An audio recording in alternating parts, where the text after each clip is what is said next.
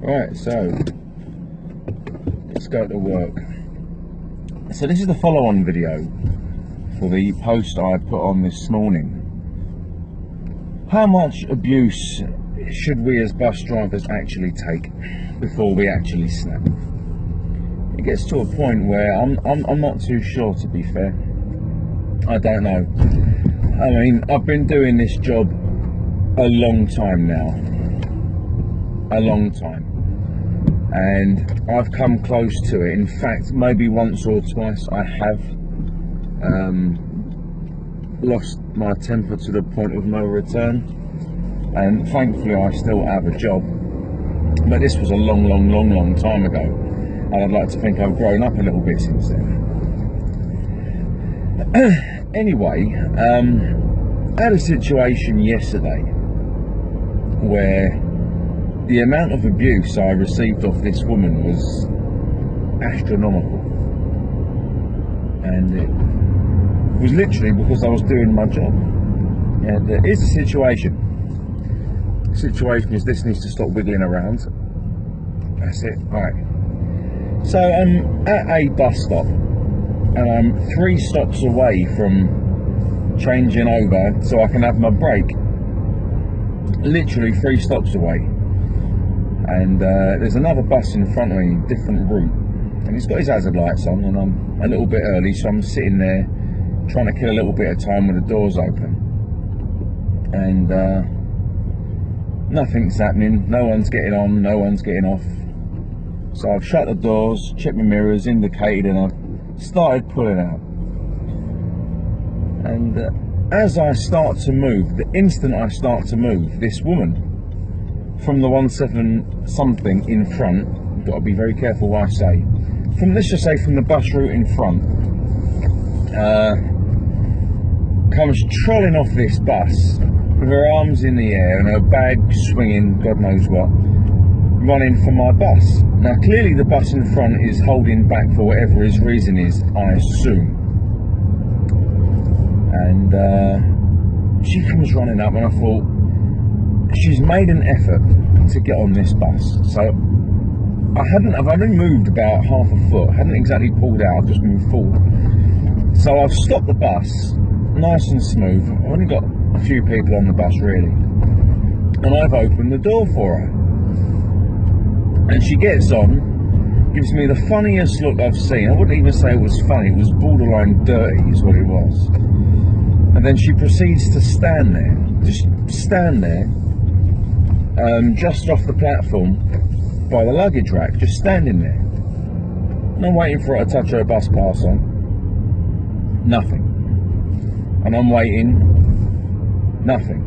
And then she proceeds to slyly make her way down inside the bus. So I've looked around, I've gone, "Madam," ignores me. I've gone, "Madam," ignores me. I've gone, "Excuse me, sir, could you let this lady know I'm trying to get hold of her?" And I've gone, "Madam, would you please touch your bus pass on the Oyster reader, please?" And then she comes back to the front and she starts arguing with me. "It's good for 1 hour." I said, "Excuse me, what?" "It's good for 1 hour." I said, "Oh, you're talking about the bus hopper situation." I said, "Yes, that may be the case. However, in order for it to be good for an hour, you need to make it valid on this bus by touching it on this bus. That's a different bus. This is a different bus. You need to touch your bus pass on at every bus you get on." "No, I don't. It's good for an hour," she said. Okay, so we're at a bit of a standoff at the moment because she's now getting quite irate with me, and I'm not going to move the bus until she pays her bus pass, but touches her bus pass on. And at this point now she's getting very upset and very angry and also very abusive. And I'm sitting there trying to reason with her. I said, "Madam, please touch your bus pass on." I said, "If you've got your bus hopper, it needs to be validated on this bus. If an inspector gets on and you haven't touched on this bus, then you will be liable for a fine, blah, blah, blah." And the barrage of insults that came out of this woman's mouth, it got to the point where I was just going to point blank refuse to take her. I'm not taking someone who's rude to me, regardless. And eventually she touches her bus pass on the Oyster reader, and it said £1.50 deducted. So that tells me that she'd used her bus hopper fare on 2 previous buses beforehand, and that she didn't want to pay £1.50 on my bus. You see, so I tend to be quite clever that way, and I worked that out all by myself. Anyway, she carries on giving me abuse, and at this point I'd actually moved 1 bus stop. The second she touched her bus pass on, I'd moved 1 stop forward. And she carried on giving so much attitude and abuse while I was trying to drive a 13-ton bus. I said to her, right, madam, you know what, when we get to this stop, that's your last stop, you're getting off there. So I don't need to take anyone who gives me that much abuse. Make me call the police. Okay, not a problem. Push the button up top. 20 minutes later, the police turn up. But within those 20 minutes, I had a few people come and ask me for a transfer ticket. 2 people in particular stood out from all of this, asking for transfer tickets. The first was the bloke that just stood there with his hand out while he was on the phone. Now, that's rude. You see, he stood there and he went, ticket. And now remember, I'm quite wound up now. I'm annoyed at the fact that I've been spoken to like an absolute mug. I've been insulted, cursed at. You know, I'm not in the mood for it. And he just stood there with his hand out and said, ticket, while he's on the phone. So I've looked at him, I've gone, ticket what? Ticket. I said, how about you use some manners and ask me nicely, and then I'll think about it. In fact, furthermore, why don't you just touch your bus pass on there for me, and then I'll validate the ticket for you? No, he says. I said, oh, so you're capable of speaking to me then? Ah, right. So again, sir, touch your bus pass on there for me, please. I said, if you've paid your bus fare, it won't take it twice. Because people don't understand that. They think that it pays twice. It doesn't. And then he touches bus pass on, and he goes, beep, beep, no money.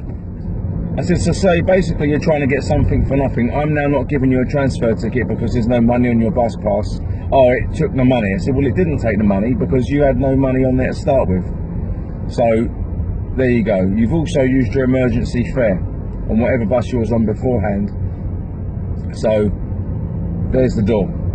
And then this other bloke got on the bus. I remember where he got on. And if I'd seen what he was, and if I'd seen what he looked like and how he was, and you'll know what I'm talking about in a minute, I wouldn't have let him on the bus.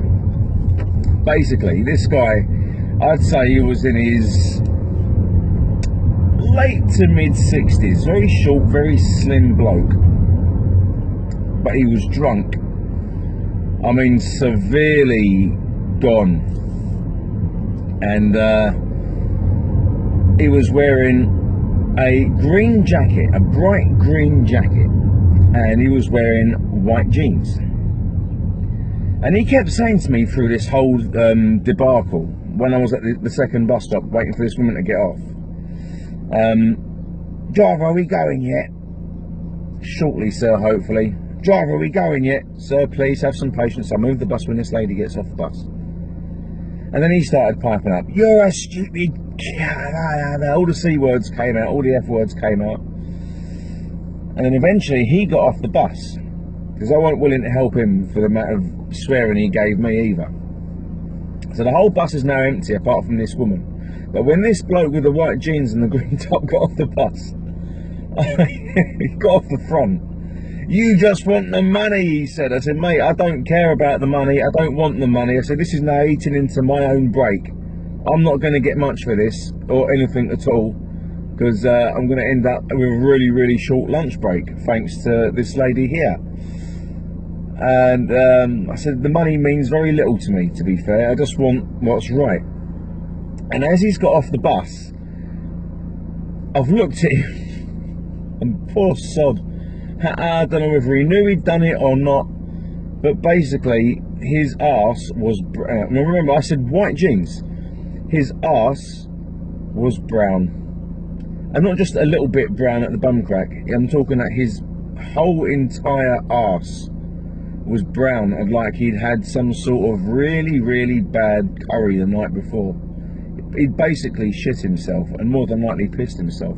And if I'd known he had done that before he got on the bus, I would have had to refuse him. I would have to, and before anyone starts piping up, you can't refuse people this, that and the other. Yes, I can. Any bus driver has the right to refuse anyone who's soiled. You see? So anyway, he gets off after giving it all the mouth. And this woman is now sitting by herself in the disabled wheelchair sort of area.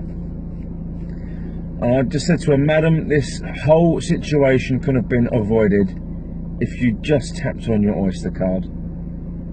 And then out came the insults again. Out came all the, honestly, it was, I've never heard so much foul mouth, potty mouth basically, from a woman who actually looked quite respectable to start with. Anyway, 20 minutes had gone by and the police had turned up, and she gets off the bus and they start asking her what's gone on, and she gives them all the old gump of, the driver said this, the driver said that, I'm good for 1 hour, blah blah blah blah, driver this, driver that. And I'm pretty sure the R word came out. Oh yeah, biggest racist of them all here. Yeah, of course I am. And then one officer kept her outside and the other one came to me and asked me what happened. So I gave him the actual account of events, and then he's gone out there and said, look, the driver's in the right here. And then all of a sudden she comes out with, the Lord Jesus is going to strike thee down, blah blah blah blah blah, you're going to hell, you're this, you're that, you stupid nasty man. And then after all of that, she then comes on the bus, and I want to go at this point because I'm hungry. I can feel like chewing someone's arm off. And I thought she was going to apologise. That's what I honestly thought she was going to do. But do you know what she asked me for? Go on. She asked me for a transfer ticket. Oh my God. She asked me, after all of this, she asked me for a transfer ticket. And I said to her, madam, you can absolutely forget it. After the amount of abuse you've given me, after all of my own time you've taken up, do you honestly think I'm going to help you with a transfer ticket? I said, there's the door, there's the officers, ask them for a lift somewhere because you're not getting one off me. Bye-bye. Honest, do you know what? It's trying to bite your lip in certain situations. I'm telling you, is the hardest thing to do. And before anyone starts piping up, oh, you're just the bus driver, you're a public servant, you have to do this, you have to drive us there, you have to do that. It doesn't matter whether I'm a public servant or not. The fact of the matter is 50% of people don't pay their bus fare. That's a fact. Especially on the type of buses that I drive. Okay, so 50% of people, 5 out of 10 people will pay their fare. The other 5 won't. That's a fact, you see. And it doesn't matter what job you do. You could work as a bus driver, you could work in Sainsbury's, you could work in Morrison's, you could be a security guard. It doesn't matter where you work. You could work in an office, taking phone calls from customers all day long. At the end of the day, the second someone starts becoming abusive and offensive towards you, you do not have to serve them. In fact, in many cases, you have the luxury of being able to walk away or ask a manager to deal with it for you. You have the right to do that, and you've got the option to do that. I don't have that sort of luxury.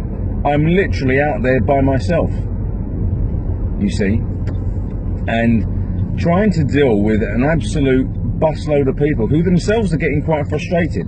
And I've had to apologise to everyone on the bus with this announcement. Push the button. Very good afternoon, everyone. Please accept my apologies for the delay at the moment. Unfortunately, there is a disgruntled passenger on the lower deck who is refusing to leave the bus, as I'm not happy to be taking her at this current time due to the amount of abuse she's been given. However, any passengers who have already paid their bus fare are more than welcome to come and speak to me and ask me for a transfer ticket. If you have paid your fare, I'll be more than willing to help you continue your journey. Thanks again, and thanks for your patience. Bosh. Now, I thought that was more than adequate, polite, professional. And to a degree, that does stem a lot of people's anger towards myself. Because obviously I'm the first person who gets the blame for everything, because I'm the one sitting in the cab. But there's still the odd one or two that still decide to give it. And do you know what? That's fine, because they'll give it as they're going off the bus and give me the old two-finger salute. And that's perfectly fine. It really is. That's perfectly fine. I don't mind that so much. But there is a lot of anger directed, and not just myself, but all of my colleagues across the bus network. And this isn't just in London. Bus drivers all over the country, and I would assume across the world, get a lot of grief from passengers. In fact, I even see the videos in some countries. Bus drivers get out and beat up the passengers with a baseball bat. I've seen that a couple of times. Obviously, I'm not going to be doing that, because that's just silly. There's a very nice person here. Thank you very much. Yeah, so it does get quite frustrating. And where is that point where you snap? I mean, I didn't reach breaking point yesterday. I didn't reach breaking point yesterday. I mean, I knew what I was doing the entire time. I knew I could see things unfolding, and I knew she was going to be difficult. I knew this, but I am a man of principle, and it doesn't matter whether I was coming off from my break or even if I was starting my shift. I will point blank refuse to cart anyone around in my bus who gives me that much abuse and attitude. I'm going to point blank refuse to take anyone who gives that. It's just a simple thing. I'll tell you what, there's a few people in life that you don't get rude to. There are. There's quite a few people in life that you just don't give it to. The first person in life you don't give it to is your mum. Now, everyone argues with their mum. I've argued with my mum on more than one occasion, but you always have to say sorry, because she's your mum at the end of the day. So never really argue with your mum, because you never know when you're going to see her again. You know. So never argue with your mum. You only get one mum. The second person you never argue with, and this one's been up for hot debate along with some people I spoke to before. The second person you never argue with is the person who prepares your food. It's true. It's a true story. Never argue with the person you've ordered your food from, because the second you start giving it, especially in a chicken shop or a kebab shop or anything of that ilk, you're going to be expecting a nice bit of special sauce in your burger. Don't argue or piss people off who prepare your food. Yeah? So there's that. The third person, get it right, Chris, the third person you don't argue with, realistically, is the bus driver or me, because you are not going anywhere. I mean, the third person realistically is up for debate, really. I mean, you can make the third person whoever you like, to be fair. It doesn't bother me one iota. But for me personally, the third person in life you never ever mess with is me, because I don't put up with crap. I don't tolerate idiocy or abuse of any kind towards myself. I don't deal with it very well at all, and especially when I'm at work, I don't deal with it very well, because I will deal with it professionally, but you're not going to get anywhere. And if I get that sort of abuse when I'm out of work, when I'm in Miss Civvies, If I'm out and about doing my own thing on my day off and someone decides to darken my day with attitude and be absolutely nasty arseholes, then believe me, you will know about it one way or another that I'm not happy with you. That's a fact. That's a fact, because, you know, I tend to have a bit of a temper on me when I want to have one.